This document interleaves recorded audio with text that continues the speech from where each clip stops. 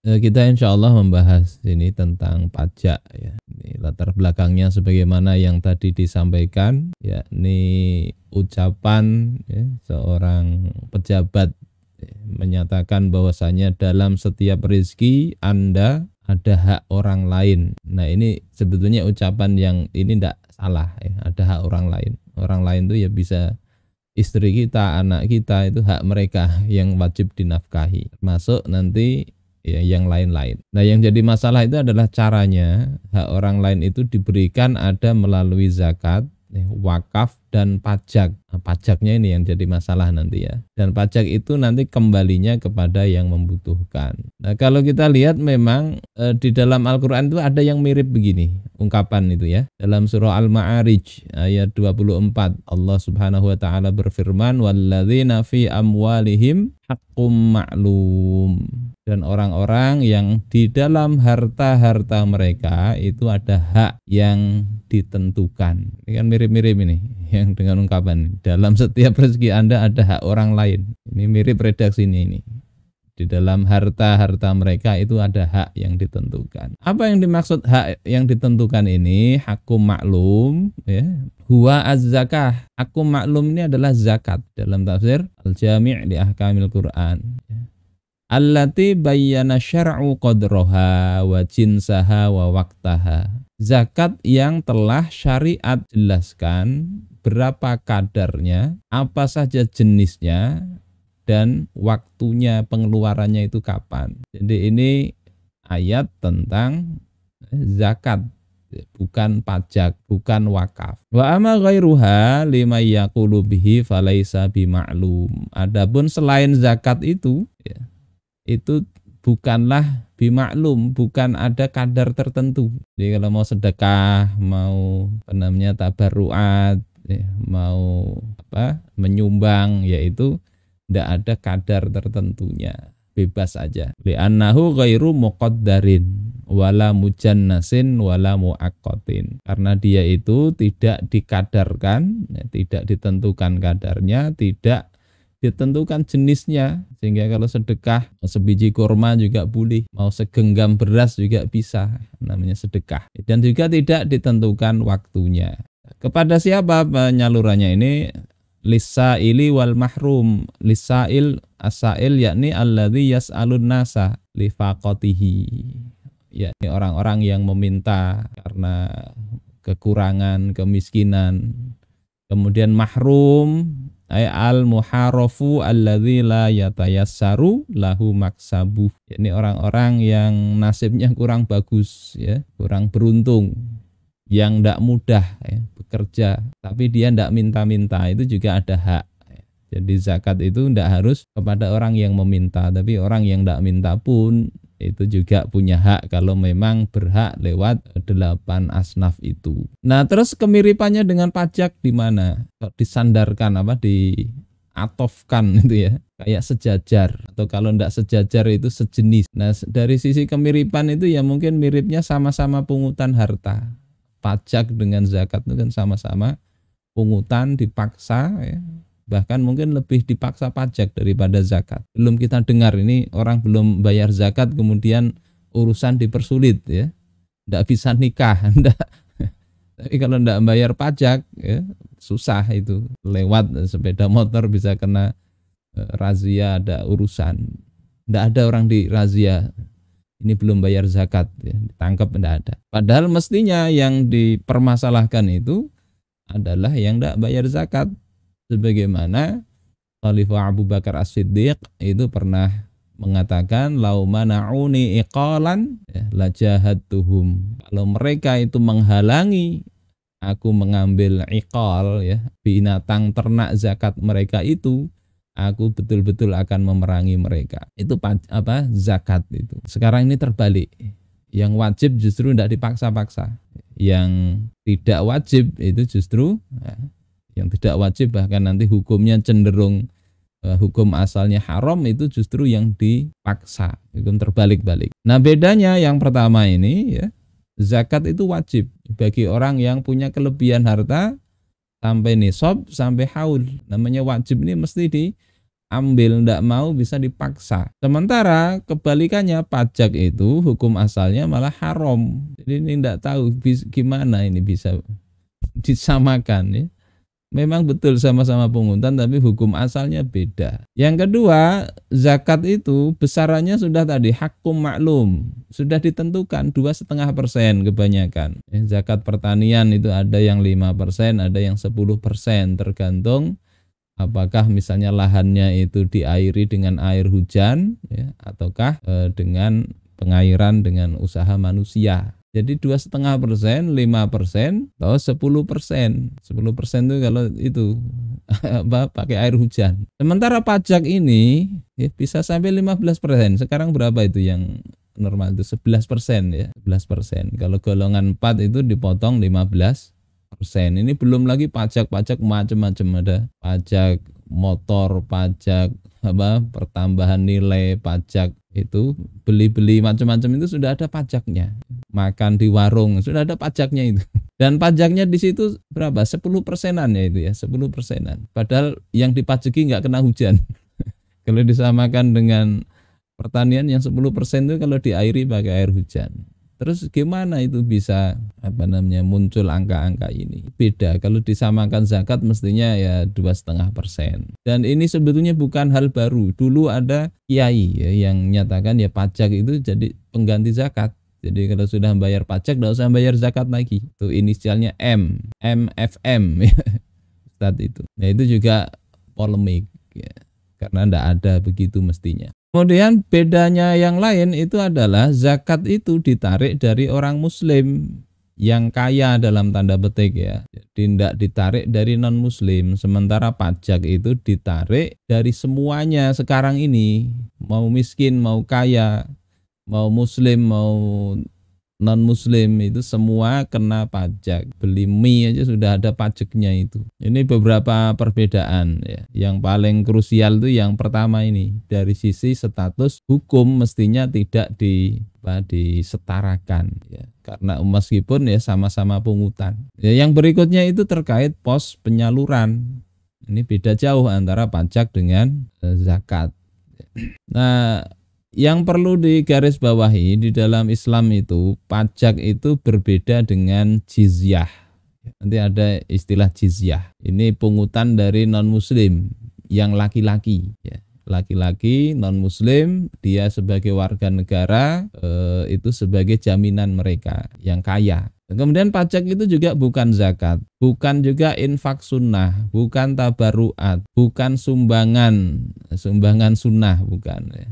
Kalau sumbangan kan tidak akan dibatasin dan tidak akan jadikan persyaratan macam-macam, dan juga bukan wakaf atau wakof.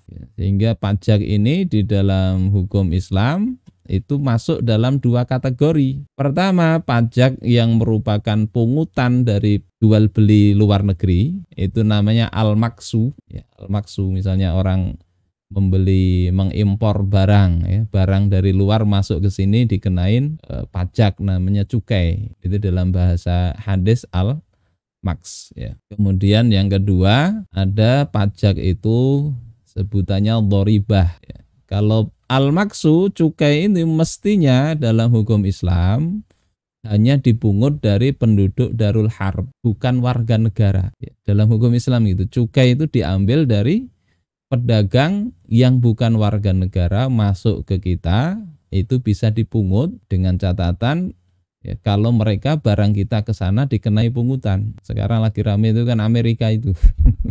Siapa itu yang Trump itu ya. Kalau Al-Maks itu gitu, mestinya muslim enggak kena, non muslim warga negara enggak kena juga itu. Yang kedua, dharibah ini pajak ya. Ini mestinya yang terkena muslim saja, bukan non muslim yang kena pungutan ini. Pungutan yang dibebankan kepada kaum muslimin.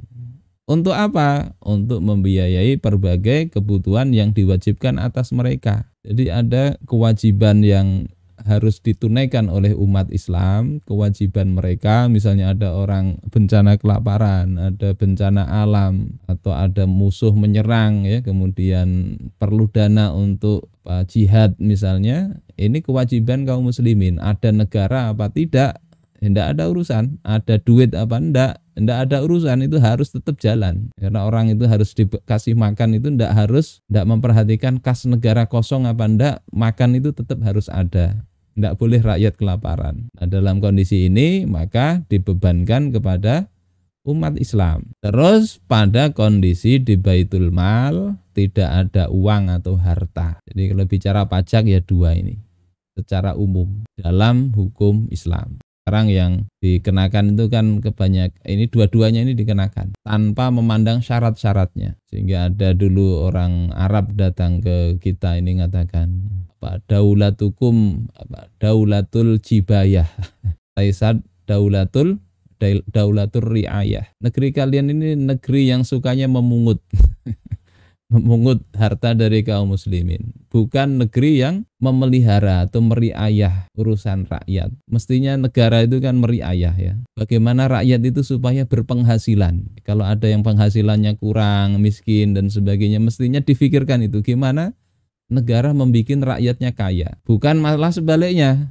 Negara itu mikirnya gimana supaya kekayaan rakyat itu bisa ditarik, sehingga dibikin aturan itu ya, macam-macam aturan, sampai lagu aja kena itu, royalti segala macam. Nah kemudian kata doribah ini adalah istilah umum ya, mencakup juga al-maks. Jadi kalau disebut doribah itu pajak itu pungutan, sebetulnya mencakup kata al-maks, cukai. Al-maks ini berbeda dengan doribah, tapi masuk dalam kategori doribah. Terus bagaimana hukumnya? Pertama, secara umum al-maks maupun doribah itu boleh dalam kondisi dan syarat tertentu. Dua-duanya ini, jadi jangan langsung tarik kesimpulan pajak itu haram, enggak. Ya, pajak itu ya baik al-maks maupun doribah itu ada kalanya boleh. Nah, ada kalanya dan ini yang banyak itu adalah haram jika enggak memenuhi ya, kondisi dan syaratnya. Kalau kita lihat sekarang ini banyak ya terkategori yang kedua ini. Enggak peduli lagi syarat-syaratnya itu. Bicara hukum Islam dikaitkan dengan zakat dan pajak dengan wakaf dan zakat itu ya mestinya kan ini ada, kalau bicara hukum Islam itu kan ada syarat-syaratnya. Taruhlah pajak dipakai ya, mestinya diperhatikan syaratnya. Karena kalau enggak terpenuhi ya jangankan ya, yang ini hukumnya haram ya, yang hukumnya wajib saja kalau tidak terpenuhi, atau sunnah kalau tidak terpenuhi syarat rukunnya kan jadi haram. Nikah ya, hukumnya sunnah tapi tidak terpenuhi ya syarat rukunnya, terus melakukan hubungan suami istri, harusnya kan jatuhnya haram. Ini ingin syariatnya itu sekedar ngambil untungnya, tidak mau syarat rukunnya diperhatikan. Kemudian hukum al-maks itu bolehnya dengan apa? Syaratnya kalau diambil dari pedagang kafir harbi saja, pedagang yang bukan warga negara, itu bisa diambil lah. Kemudian yang kedua didasari muamalah bil mithli, yakni muamalah atau perlakuan yang sepadan. Kalau barang kita ke luar negeri dipungut 10% misalnya cukainya, barang mereka ke kita itu boleh kita pungut 10%, tidak boleh lebih. Kalau kurang boleh ya, kita tidak mungut tidak apa-apa, tapi kita memungut itu kalau mereka mungut. Ini prinsip begitu, adil dalam hukum syariat. Tidak bisa mentang-mentang negara kita kuat terus barang orang lain ya kita masuk ke sini kita pungut dengan pungutan yang besar, yang tidak sebanding dengan pungutan mereka ke kita. Selain syarat ini, yakni kalau tidak diambil dari pedagang kafir harbi saja atau tidak memperhatikan prinsip muamalah bil mithli, maka hukum cukai itu haram. Bisa kita lihat di dalam hadis ya, Rasulullah bersabda la yadkhulul jannata sahibu maksin, tidak akan masuk surga pemungut cukai. Kemudian kita bisa lihat di dalam kitab Az-Zawajir an Iktirafil Kabair, Imam Ibnu Hajar Al-Haytami. Beliau katakan yuridu bi sahibil maks alladzi ya'khudhu minat tujari idza marru alaihi maksan bi ismil usyri az-zakah. Yang dimaksud dengan pemungut cukai di sini ya, sahibu maksin itu adalah orang yang mengambil dari pedagang-pedagang kalau melewati batas negeri kita ini dengan apa, cukai dengan sebutan usyur misalnya 1/10, atau kalaupun disebut zakat pun itu tetap tidak boleh. Ini zakat loh ya, padahal realitasnya pajak. Sekarang kan sering itu orang istilah aja diganti, padahal realitasnya sama. Pinjol sekarang tidak ada itu, jadi pindar. Kalau pinjol pinjaman online, kalau pindar pinjaman daring.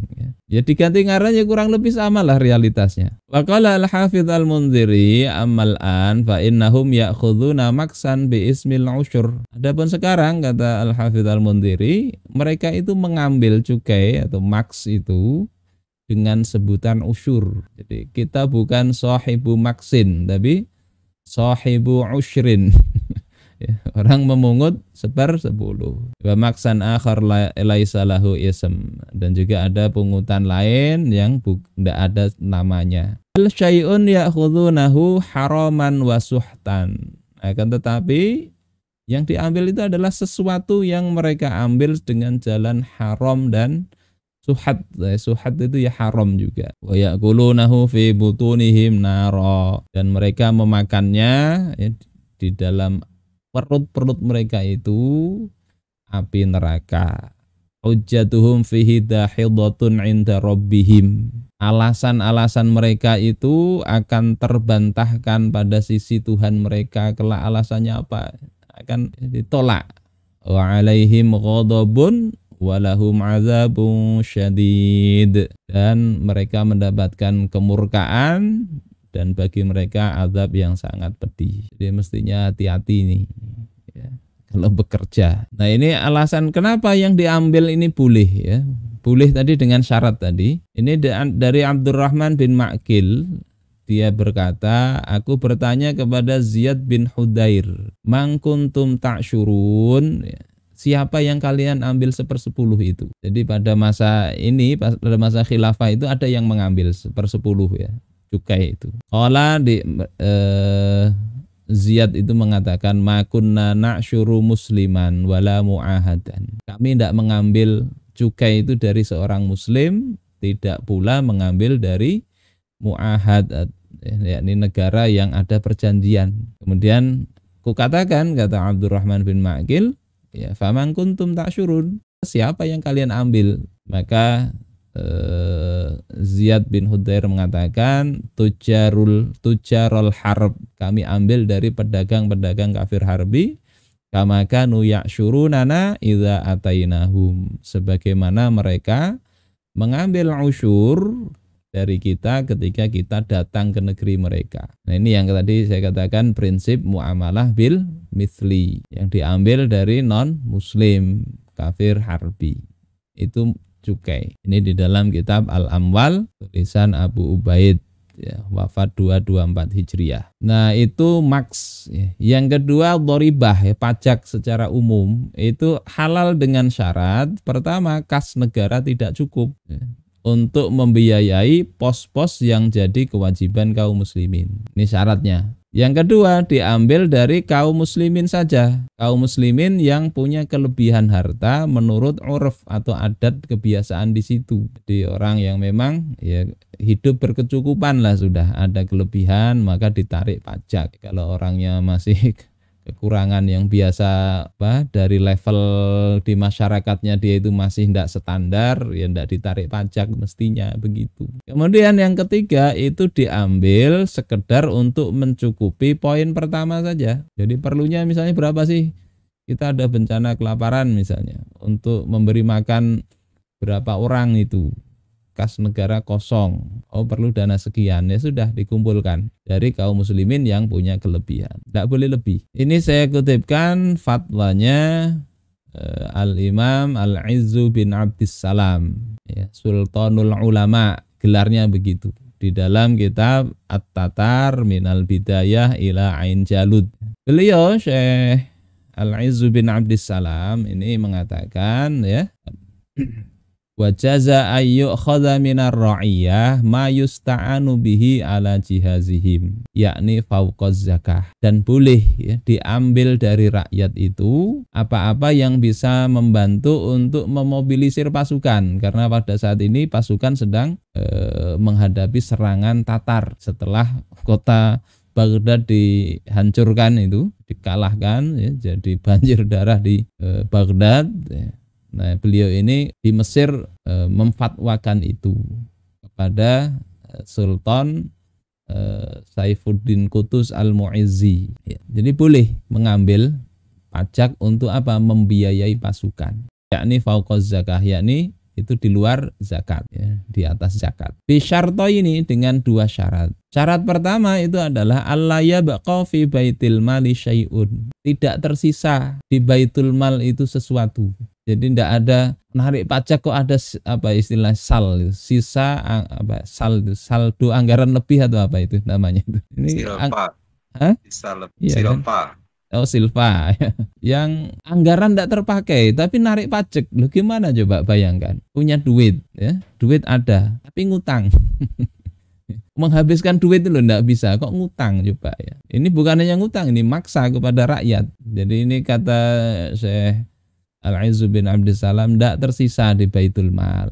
Fa idzas tunfidat amwalud daulah wa faniyat fi tajhizil jais aza fardud dharaib, jika telah kosong habis harta negara dan kosong nggak ada lagi untuk memobilisir pasukan, maka boleh untuk memungut pajak bil qadril ladzi yasmahu faqat bi tajhizil jais la aksara min dzalik. Berapa kadarnya? Yakni kadar yang memang dibolehkan untuk memobilisir pasukan saja, bukan lebih dari itu. Ini yang pertama begitu, yang saya ringkas di awal tadi ya. Ini juga kan pandangannya Imam An-Nawawi ketika Sultan Malik Zohir Baibars itu mau memungut pajak.